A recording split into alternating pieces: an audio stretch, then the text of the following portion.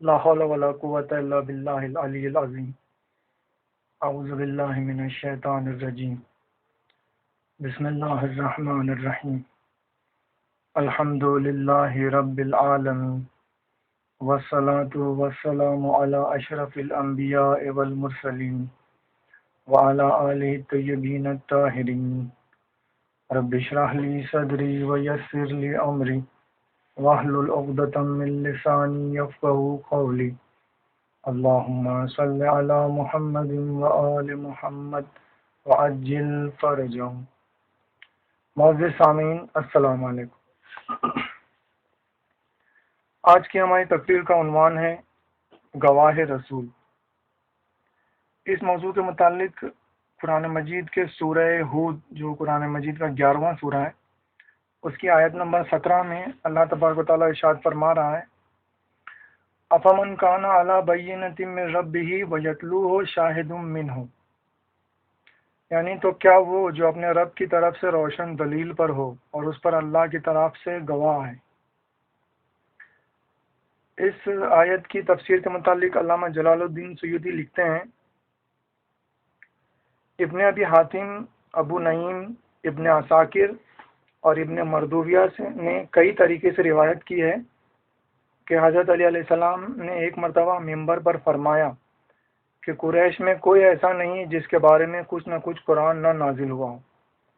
یہ سن کر ایک آدمی کھڑا ہوا اور کہنے لگا کہ آپ کے بارے میں کیا نازل ہوا ہے؟ آپ نے فرمایا: کیا تو نے سورہ ہود کی یہ آیت افمن کان علی بینۃ من ربہ ویتلوہ شاہد منہ نہیں پڑھا ہے؟ تو علی بینہ سے مراد حضرت رسول صلی اللہ علیہ وسلم ہے اور یتلوہ شاہد منہ سے میں مقصود ہوں. یہ روایت انہوں نے تفسیر در منصور جلد 3 صفحہ 324 پہ درج کی ہے. سامعین کرام، اس روایت میں ہم نے دیکھا کہ اس روایت سے ثابت ہوا کہ حضرت علی علیہ السلام گواہ رسول ہیں، اور اگر یہ روایت نہ بھی ہوتی تو قرآن مجید کی آیت سے بھی یہ بات ثابت ہوتی ہے، کیونکہ اس آیت میں اللہ تبارک و تعالیٰ ارشاد فرما رہا ہے وَيَتْلُوهُ شَاهِدٌ مِّنْهُ، جس کا لفظی ترجمہ یہ ہوگا کہ اور اس کے پیچھے، یعنی افمن کان علی بینۃ من ربہ، یعنی پس وہ جو اپنے رب کی طرف سے روشن دلیل پر ہو، وَيَتْلُوهُ اور اس کے پیچھے پیچھے آئے، شاہدم گواہ، منہ جو اس سے ہو. لہذا یہاں پہ منہ کا جو لفظ ہے اس سے حضرت علی علیہ السلام کی ذات مبارک کی طرف اشارہ ہو رہا ہے، کیونکہ رسول اللہ صلی اللہ علیہ وسلم نے اپنی حدیث میں ارشاد فرمایا: یا علی انت منی وانا منکا، یعنی یا اے علی آپ مجھ سے ہو اور تم مجھ سے ہو اور میں تم سے ہوں. تو یہاں پہ جو من ہو ہے اس سے اس طرف اشارہ ہو رہا ہے کہ یہ جو گواہ ہے یہ حضرت علی علیہ السلام ہے، جو کہ یہ جو حدیث جو ہم نے بیان کی وہ صحیح بخاری میں بھی موجود ہے. لہذا یہ تو اس کا لفظی ترجمہ اور اس سے اس کی دلیل کے متعلق ہم نے بتایا. اب یہاں پر یہ دیکھنا ہے کہ گواہ ایکچولی کیا، گواہ کی تعریف کیا ہے. اس آیت اور اس روایت سے تو ثابت تو ہو گیا کہ حضرت علی علیہ السلام گواہ رسول ہیں. تو گواہ کا ایکچولی مطلب کیا ہوتا ہے؟ گواہ کی تعریف یہی ہے کہ وہ شخص جو کسی بارے میں، کسی بات یا کسی واقعے یا کسی معاملے کے متعلق جب کوئی شخص گواہی دیتا ہے تو اس کا اس واقعے یا اس معاملے کے وقت موجود ہونا ضروری ہوتا ہے. یعنی جو اپنی آنکھوں سے دیکھے اور اپنی کانوں سے سنے وہی شخص گواہ بن سکتا ہے، وہی گواہی دیتا ہے. اب یہاں پر یہ جو فرمایا گیا ہے کہ حضرت علی علیہ السلام گواہ رسول ہیں، تو اس کو دیکھنے سے پہلے ہم کو یہ دیکھنا پڑے گا کہ رسول صلی اللہ علیہ وسلم بتاتے خود کس حیثیت کے مالک ہیں اور ان کا کیا مقام و مرتبہ ہے. قرآن مجید کی ایک آیت میں اللہ تبارک تعالیٰ ارشاد فرما رہا ہے کہ فَكَيْفَ إِذَا جِئْنَا مِنْ كُلِّ أُمَّةٍ شَهِيدًا وَجِئْنَا بِكَ عَلَىٰ هَٰؤُلَاءِ شَهِيدًا، یعنی اے رسول اس وقت کیا کیا حال ہوگا کہ جب ہم تمام امتوں سے ایک گواہ کو لائیں گے اور آپ کو ان تمام گواہوں پر گواہ بنا کر لائیں گے۔ تو اس آیت سے یہ ثابت ہو رہا ہے کہ رسول اللہ صلی اللہ علیہ وسلم بذات خود پچھلی تمام امتوں کے گواہوں کے گواہ ہیں۔ اب اس میں اس تفسیر کی اس آیت کی تفسیر و تعویل کے متعلق یہ ہے کہ پچھلی امتوں کے جو انبیاء ہیں یا جو ان کے مرسلین ہیں، وہ پچھلی امتوں ہر امت کا ہر نبی اور ہر رسول اپنی اپنی امت کی گواہی دے گا کہ کس نے پیغام حق کو قبول کیا، کس نے انکار کیا، کس نے کیا کیا۔ اور حضرت صلی اللہ علیہ وسلم جو سردار انبیاء اور مرسلین ہیں، وہ ان تمام انبیاء و مرسلین پر گواہی دیں گے کہ ہاں انہوں نے اپنی رسالت اور اپنی نبوت کو لوگوں تک پہنچایا۔ چنانچہ رسول صلی اللہ علیہ وسلم بذات خود پچھلی تمام امتوں کے انبیاء و مرسلین کے گواہ ہیں، یہ تو ان کا مقام ہے۔ اب یہاں پر ہم چونکہ یہ موضوع ہے گواہی کے متعلق اور حضرت علیہ السلام گواہ رسول ہیں، تو اس لیے اب رسول چونکہ پچھلی امتوں کے انبیاء و مرسلین کے گواہ ہیں، لہذا ہمارے لیے ضروری ہو جا رہا ہے کہ ہم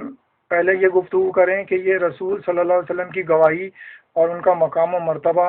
اور اس کے بارے میں کیا تفصیل ہے۔ تو اب یہاں پر یہ سوال ہوتا ہے کہ رسول صلی اللہ علیہ وسلم کیسے پچھلی امتوں اور ان کے انبیاء و مرسلین کے متعلق گواہی دے سکتے ہیں، جبکہ گواہی دینے کے لیے ضروری ہے کہ انسان موجود ہو۔ تو لہذا اس آیت کے جو ہم نے پیش کی اس سے اور اس کی تفسیر و تعویل سے یہ بات ثابت ہو رہی ہے کہ حضرت صلی اللہ علیہ وسلم کی جو ذات مقدس ہے، وہ صرف اس دنیا میں جب آپ ظاہر ہوئے یا پیدا ہوئے اسی وقت سے آپ کی ابتدا نہیں ہے، بلکہ آپ کی جو ابتدا ہے وہ ماضی بعید میں بہت پہلے سے ہے، تمام امتوں سے پہلے سے ہے۔ اب یہ بات ثابت کرنے کے لیے ہم کو مختلف احادیث اور دلائل کا سہارا لینا پڑے گا۔ تو کیونکہ جیسا کہ ہم نے بتایا کہ گواہی انسان اسی وقت دے سکتا ہے جب وہ موجود ہو، تو اب جب کہ قرآن کی اس آیت سے یہ ثابت کیا جا رہا ہے کہ آپ گواہی دیں گے، تو یہ بات خود بخود ثابت ہو رہی ہے کہ آپ موجود تھے ان امتوں کے درمیان میں اور ان امتوں کے انبیاء و مرسلین کے درمیان میں۔ تو لہذا جلدی ہم اپنے دلائل کا تذکرہ کریں تو اس میں سب سے پہلے کہ یہ ہے کہ رسول اللہ صلی اللہ علیہ وسلم نے خود فرمایا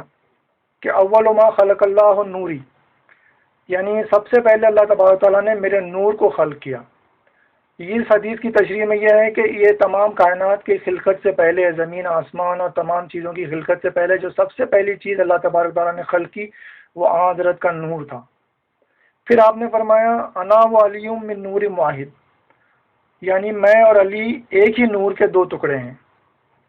پھر یہاں پہ ضمناً ہم حدیث نور کا تذکرہ کرتے چلیں کہ ہمارے یہاں جو یہ مشہور ہے کہ اولنا محمد و اوسطنا محمد و آخرنا محمد و کلنا محمد، تو وہ دراصل اسی حدیث نور کی وجہ سے ہے جو مشہور ہے کہ حضرت صلی اللہ علیہ وسلم کا جب نور اللہ تعالیٰ نے خلق کیا تو پھر اس کے دو ٹکڑے ہو گئے، وہ ایک حضرت علی اور ایک حضرت صلی اللہ علیہ وسلم، اور پھر اسی طرح اس نور کے 14 ٹکڑے ہوئے۔ اور ہمارے یہاں جو 14 معصومین ہم جنہیں مانتے ہیں اس میں 12 ائمہ اور جناب فاطمہ سلام اللہ علیہ اور حضرت صلی اللہ علیہ وسلم، یہ سب ایک ہی نور کے 14 ٹکڑے ہیں اور جو سب ایک ہی نور سے ان کا تعلق ہے۔ لہذا یہ جو حدیث نور ہے اور یہ تمام جو باتیں ہم نے ابھی اس سے پہلے عرض کی، اگر اس کے ریفرنس کے لیے اگر کسی کو دیکھنا ہے تو علامہ مجلسی کی حیات القلوب کی جلد دوم کو دیکھے، جس میں خلقت عالم کی پیدائش اور حضرت کی خلقت کا ذکر ہے اور آپ کے نور کے خلقت کا ذکر ہے، اور وہ تفصیل میں انہوں نے تمام روایتیں جمع کی ہیں۔ تو علامہ مجلسی کی حیات القلوب کی جلد دوم میں یہ تمام باتیں آپ کو مل جائیں گی۔ اب یہاں پر ہم یہ بتا دیں کہ جب حضرت آدم علیہ السلام کی خلقت ہوئی تو اسی لیے وہ روایت ملتی ہے کہ انہوں نے عرش کے پاس دیکھا کہ 5 نور چمک رہے ہیں، تو انہوں نے اللہ تبارک تعالیٰ سے دریافت کیا کہ یہ کون حضرات ہیں،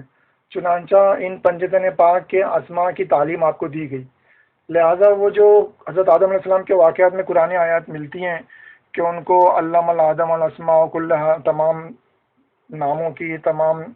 جو تعلیم دی گئی تھی وہ یہی پسندن پاک کے اسما تھے جن کی تعلیم ان کو دی گئی. اور جیسا کہ ہم نے پہلے اپنی ایک تقریر میں ریفرنس کے ساتھ میں در منصور کی سیوطی کی در منصور کے ریفرنس کے ساتھ میں ہم نے وہ پیش کیا تھا کہ وہ کلمات جن کی وجہ سے جناب آدم کی توبہ قبول ہوئی وہ ان اسماء پنجتن پاک تھے. لہذا جیسا کہ حضرت صلی اللہ علیہ وسلم نے خود ارشاد فرمایا کنت نبیا والآدم بین الماء والتین، میں نبی تھا اس وقت بھی جب کہ آدم ابھی مٹی اور پانی کے درمیان میں تھے، یعنی ابھی آدم کی خلقت بھی نہ ہوئی تھی. لہذا اس حدیث اور وہ پچھلی حدیثوں کے ذریعے یہ بات ثابت ہے کہ محمد علیہ السلام کی خلقت اس کائنات سے پہلے اور ایون حضرت آدم علیہ السلام کی خلقت سے پہلے ہو چکی تھی، اور آپ کے نور عرش کے زیر سایہ تسبیح و تحلیل میں مشغول تھے. اب حضرت ابراہیم علیہ السلام کے واقعات میں ملتا ہے کہ جو آیت ہے کہ وَإِذِ ابْتَلَىٰ إِبْرَاهِيمُ رَبُّهُ بِكَلِمَاتٍ فَأَتَمَّهُنَّ،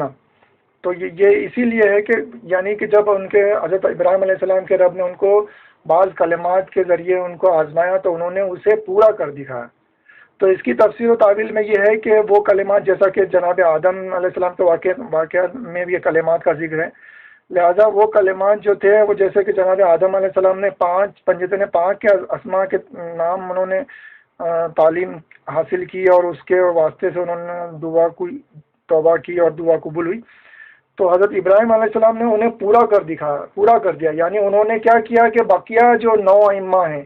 ان کے اسماء کی بھی تعلیم حاصل کی اور معرفت حاصل کی اور ان کے اسماء کا بھی علم حاصل کیا. تو اس کی تفسیر و تعویل میں یہ ہے کہ جب جناب ابراہیم علیہ السلام نے 14 معصومین کے نور اور ان کے اسماء اور ان کی معرفت حاصل کر لی تب اللہ تبارک و تعالیٰ نے ان کو امامت کے درجے پر فائز کیا. اب یہ تمام اعلیٰ معرفت کے جو حقائق ہیں یہ ہو سکتا ہے کہ بہت سے لوگوں کے لیے قابل قبول نہ ہوں، تو ہم اپنی دلائل کو کچھ اس طور سے پیش کرنا چاہتے ہیں. اس میں سے ایک دلیل جو ہم قرآن سے دینا چاہتے ہیں وہ یہ ہے کہ اللہ تبارک و تعالیٰ نے ارشاد فرمایا وَتَقَلُّبَكَ فِي السَّاجِدِينَ، یہ قرآن مجید کی آیت ہے جس کے بارے میں ہم جناب ختیجہ اور جناب ابو طالب والی جو تقریر ہم نے پیش کی تھی اس میں سید نعیم الدین صاحب کی تفسیر کنز الایمان سے ریفرنس ہم نے پیش کیا تھا کہ اس آیت کی تفسیر میں بتایا گیا ہے کہ یہ جو آیت ہے اس میں اس کا مطلب یہ ہے کہ اللہ تبارک و تعالیٰ ملاحظہ فرماتا ہے حضرت صلی اللہ علیہ وسلم کے نور مبارک کو ساجدین کے اسلاب و ارحام میں دورے جو منتقل ہوتا رہا، جس میں انہوں نے یہ روایت پیش کی ہے کہ حضرت صلی اللہ علیہ وسلم کے تمام آبا و اجداد حضرت آدم علیہ السلام تک سب کے سب مومن و موحد تھے. اور اس آیت کی تفسیر یہ ہے کہ آپ کے نور مبارک کو ان تمام مومنین و موحدین کی اسلاب و ارحام میں اللہ تبارک تعالیٰ آپ کے دورے کو اور آپ کے منتقل ہونے کو ملاحظہ فرماتا ہے. چنانچہ اس آیت اور اس کی تفسیر کے ذریعے بھی یہ بات ثابت ہوئی کہ حضرت صلی اللہ علیہ وسلم کا نور مبارک اور آپ کے وجود کی حقیقت ابتدا سے پہلے سے موجود تھی. چنانچہ حضرت صلی اللہ علیہ وسلم تمام پچھلی امتوں اور ان کے انبیاء مرسلین کے گواہ ہیں اور حضرت علی علیہ السلام حضرت کے گواہ ہیں. چونکہ یہ نور جب صلب عبد المطلب تک پہنچا تو بعد میں صلب عبداللہ اور صلب ابو طالب میں ڈیوائیڈ ہو گیا. صلب عبداللہ سے حضرت اور صلب ابو طالب سے حضرت علیہ السلام پیدا ہوئے. چنانچہ حضرت علی علیہ السلام حضرت صلی اللہ علیہ وسلم کے گواہ ٹھہرے. اور اس کا مطلب یہ نہیں ہے کہ ہم معاذ اللہ حضرت علیہ السلام کو افضل قرار دے رہے ہیں حضرت سے، بلکہ ہمارے یہاں ہم شیعوں کے یہاں یہ بات متفق علیہ ہے کہ اللہ کے بعد سب سے بزرگ و برتر حضرت صلی اللہ علیہ وسلم ہے، اور ان کے بعد حضرت علی علیہ السلام، ان کے بعد جناب فاطمہ سلام اللہ علیہ، پھر امام حسن، پھر امام حسین، اور اس کے بعد بقیہ 9 ائمہ بالترتیب.